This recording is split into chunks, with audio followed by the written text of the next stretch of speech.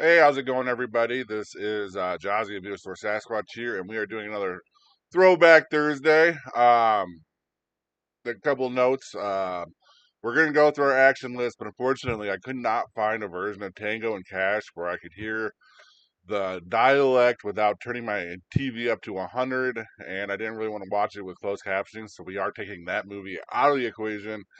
It's unfortunate, but just gonna have to do it. We're gonna lose a movie. It's fine. This is part of the deal here. Sometimes on these streaming services, there's a couple of them I can think of 80 movies especially, but the one big one I can remember for sure that bothered me, and I even remember looking it up on Reddit at the time, was Heat when it first came out on Netflix. You had the same audio kind of problems. It's unfortunate, but it just happens with the digital age and getting everything congruent and adding everything. We just kind of lose something here. We use picture or audio. So unfortunately, I used Amazon there, so I couldn't find a version of. I mean, I only use Amazon really to rent movies. I probably could have found it somewhere else. I just didn't try, to be honest. I just lost it. Just so we're just gonna take away Tango and Cash this week, and we're gonna start with our Monday movie or our Thursday movie, which was the third, and it is Independence Day, directed by Roland Emmerich, starring Will Smith, Bill Pullman, Jeff Goldblum, and Mary McDonald. It came out in July 3rd, 1996. The aliens are coming, and their goal is to invade and destroy Earth, fighting superior technology, and mankind's best weapon is the will to survive.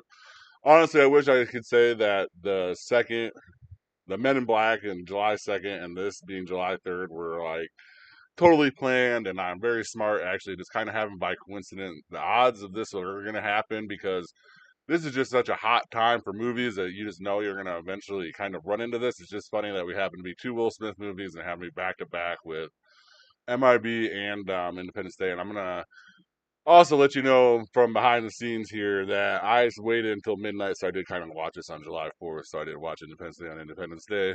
Just saying. The budget of this movie was 75 million, had an opening of 50.2 million, and its gross of 817.4 million. That's a huge amount of money. And you kind of think about the low price of the gross here, or the total budget at 75 million. Like, man, that graphics and everything that they did, all the White House blow up scene is all one model. I remember watching it, how they did it, and how cool it was to see that they just blew up this whole model of the White House, and that's how they got that like really cool, realistic look. A lot of the blow ups are models and practical effects, and it's just stuff that we probably could do today that we don't do today. And it would probably make some of these movies that are just bloated budgets a little bit cheaper. So a little bit of trick of the eye, a little bit of this, and a little bit of model work, and all of a sudden we have a blown up White House. I remember the scene being used in a bunch of stuff, and then Austin Powers is the main one I remember in it when Dr. Evil shows them blowing up the White House in the past. In 1970, they used the footage from Men in Black. This movie is awesome. We've already kind of talked about it, how much it just mattered, how cool everything is. Before with the President's movie, because the President had one of the best speeches you get in a movie with this movie. But I mean, just think of the people involved: Bill Pullman, Jeff Goldblum, Mary McDonald, Will Smith, what's the Quaid? Randy Quaid? No, yeah, Randy Quaid. Because Dennis Quaid is the one. Um, Judd Hirsch, Robert Loggia, James Rebhorn, Harvey Fierstein, Adam Baldwin, Brent Spiner from Star Trek, Harry Connick Jr., JFC Andrews, Leyland Orser.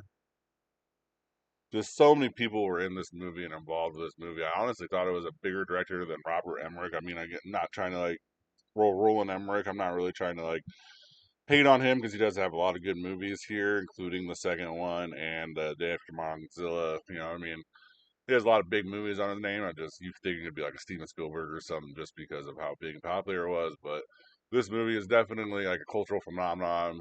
One of my favorites, and that is Independence Day, directed by Roland Emmerich. And on July 4th, Our Independence Day, we watched First Blood, directed by Ted Kotcheff, starring Sylvester Stallone, Brian Dennehy, Richard Crenna, and Bill McKinney. Came out October 22nd of 1982. A veteran Green Beret is forced by a cruel sheriff and his deputies to flee into the mountains and wage an escalating one-man war against his pursuers. This movie is classic, but you got to think this movie is more of like about the PTSD and the psychotraumatic than actual action. When we get into the second movie, which we're going to talk about, which is why I included both of these movies, is the more action one and the more John Rambo that we remember because we actually sent him to Vietnam, but this one is actually in America. It's in a northwestern state, and the sheriff kind of plays a sheriff, big dick authority on Rambo here. They kind of force him into a jail, and then when that happens, he has this flashback, like I said, from the war for the PTSD. Like I said, that's the main part of this. It's based on a novel. It's a very good story, very good movie. You always forget that Stallone can act. He just he has a bunch of acting on his resume, and he's a good actor. He's not just Sylvester Stallone as a guy playing a movie. Like he does play characters. He does have like a very good acting ability and a little bit of range. Not like a huge amount of range, but a little bit more range than most of these action stars that we talk about. Not gonna say names here, but some of these guys were just all charisma and all just their presence there is what makes them a star, and that is fine because Stallone has a little bit of that, but he is also he has just a little bit of range. He has a little bit of talent. Not how to say that. Everyone, all these guys have talent to make these movies and be part of these movies.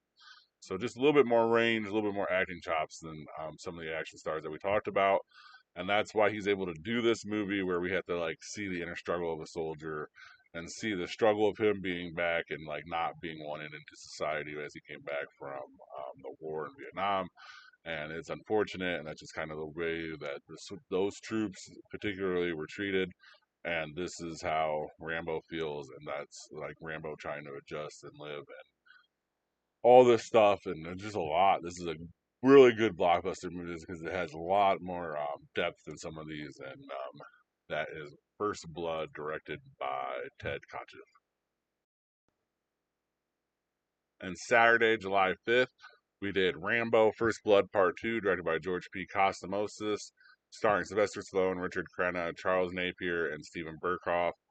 May 22nd, 1985, Rambo returns to the jungles of Vietnam on a mission to infiltrate an enemy base camp and rescue the American PO who's still captive there.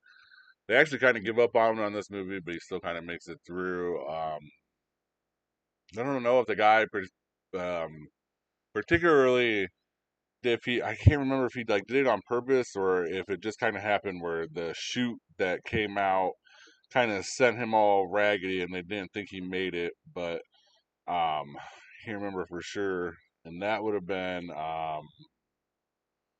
so none of the guys that we talked about here. And that would have been the guy from Cobra Kai and that Martin Cove. So it's always hard to know just because he's always played a bad guy or if he was actually straight up there or not. But that's how we kind of start this movie is in that area. Then he's back in Vietnam. He gets the POWs out, gets the rescue, kills a bunch of people while he does it. This is John Rambo as John Rambo. Great fight scenes, great shoot 'em up action scenes. This is a one man army movie for sure. This is the one that you'd remember more for Rambo as Rambo than the first one. And this had a budget of 25 million, an opening of 20.1 million, and a gross of 300.4 million. So I mean, this movie would have just made it. Just if this was in today's money, you gotta probably do 3 times, 4 times that. So it would have been worth the $100 million budget, but it would have had a hell of an opening, and it would have been about a $1.2 billion movie. So think about it like that. Especially in the '85, there we're kind of far away. So I know I didn't do that many for many of these movies, but there's a lot of like some of these you have to go 2, 3 times, 3, 4 times what the money is to include the inflation rate involved and all that. So that one is Rambo First Blood Part 2, and it was directed by George P. Cosmatos. It is Sunday, and we are watch Cobra, directed by George P. Cosmatos, starring Sylvester Stallone, Bridget Nielsen, Rennie Santoni and Andre Robinson. Came out May 23rd, 1986. A tough on crime street cop must protect the only surviving witness to a strange murderous cult with a far-reaching plans. This movie was crazy. I think this is the first time I ever actually watched this movie.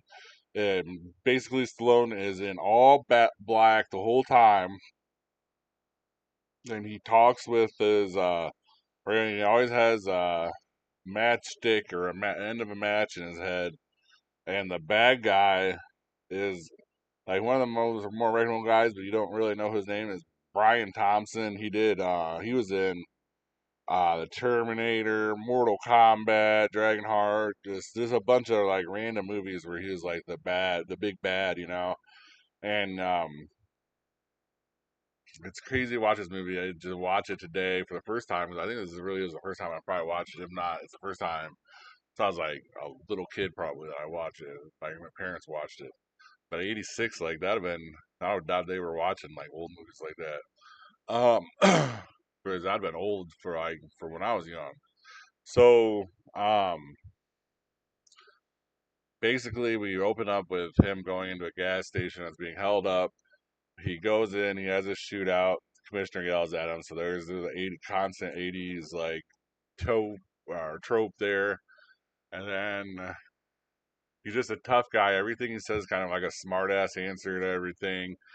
It's Stallone. This is one of the better Stallone movies too because he's just so cool and he's kind of like not Rambo and he's not Rocky. He's just like a tough, badass looking dude who kind of just doesn't speak, which really kind of helps Stallone, to be honest with you. But didn't I think I read on the the credits in the movie that Stallone made like the song or theme song for the movie? If that's the truth, dude's the greatest of all time. That's all I'm going to say about it. Uh, his, they had a budget of 25 million. It made it opening at 12.6 and at $49 million. It's a hit, 49 million, double the profit there. They're coming off the next year from Rambo, so together they made $349 million off of $50 million budget. So I mean, they had a pretty good couple of years there together. And that is Cobra, directed by George P. Cosmasto.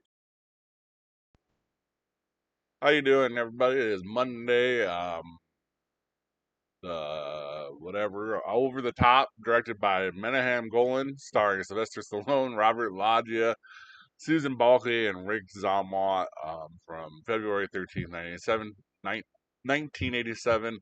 Tough trucker Lincoln Hawk is determined to win back his son and triumph at World Arm Wrestling Championships. Okay, this movie, I don't know how I ended up with this movie. I think I AI asked a list of movies and I kind of looked at Stallone movies. I looked at the kind of the poster and I was like, oh yeah, fuck it, this one. I could have went with Copland. I could have brought back an older like Bruce Willis movie, Armageddon. We could have did a bunch of different movies. We could have added a Patrick Swayze movie with Roadhouse. This is the second movie I'm gonna say this. This is the second movie I'm gonna say this on this list. This did not belong on this list at all. I fucked up. I'm sorry. I should have found a replacement for it right after watching it and realizing how fucking dated this movie was. This is one of the ones I definitely had not seen before, and after I watched it, I was like, this movie is like 1980s, like homoeroticness with just like sweaty men grabbing each other's arms and trying to like just shit talk each other. Like they're eventually gonna fuck is what I was thinking the whole time. And it was just weird. It's a weird ass movie. The cool thing about this movie, though, is the wrestling style promos these wrestlers put on. And the first time you see Stallone's, you just kind of get, oh, I don't need to really be here. I'm supposed to Stallone kind of deal. And it's funny. Like, all the other dudes take it very seriously. Stallone does not at all. I'm sorry this movie doesn't belong on the list. I'm sorry that I watched it, but that is all I'm going to say about this movie. Over the Top, are directed by Menahem Golan. It didn't even make its money back. Okay, no, we'll go into budget 25 million, opening 5.1, gross 6.16 million. That was Over the Top, directed by Menahem Golan. And then we're finally done with this action blockbuster extravaganza for the month of July and June, um, with Demolition Man, directed by Marco Brambilla, starring Sylvester Stallone, Wesley Snipes, Sandra Bullock, and Nigel Hawthorne. Police officers brought out a suspended animation in prison to pursue an old ultraviolet nemesis who was loose in a non-violent future society. October 8th, 1993 is when it was released. They had a budget of $57 million. They had an opening of 14.2 and a gross $58 million. So it was a hit. It made $1 million. I don't give a shit about advertising. Don't believe the hype about it being double the budget. Don't believe it yourself because it's not true. This movie's awesome. This is probably one of my favorite Sylvester Stallone movies, to be honest with you. Dennis Leary's in this. Rob Schneider's in this. Sandra Bullock, they said. There's so many more people involved in this movie that you don't expect to be in this movie that take a spot in it. The coolest part about this whole movie is the guns and the future animated guns and stuff like this when they finally get through everything. We open up in like a 1995 weird LA where gangs finally take over, and the worst of the worst is Wesley Snipes, and he is Simon, whatever his last name is, and he is the head of a gang. His nemesis is Sylvester Stallone, who's a good guy cop. Somehow he tricks Stallone into bum rushing him, and in doing so, it tricks everybody, and a lot of people end up being dead. They both freeze both these people, and at the time of their freezing, everything's cool. But then eventually in the future, some guy decides, hey, we need a kind of a bad guy to kind of like derange this because there's two societies. We need a bad guy to fix the bottom part of the society, and they decide to like program Simon with just like this wild stuff.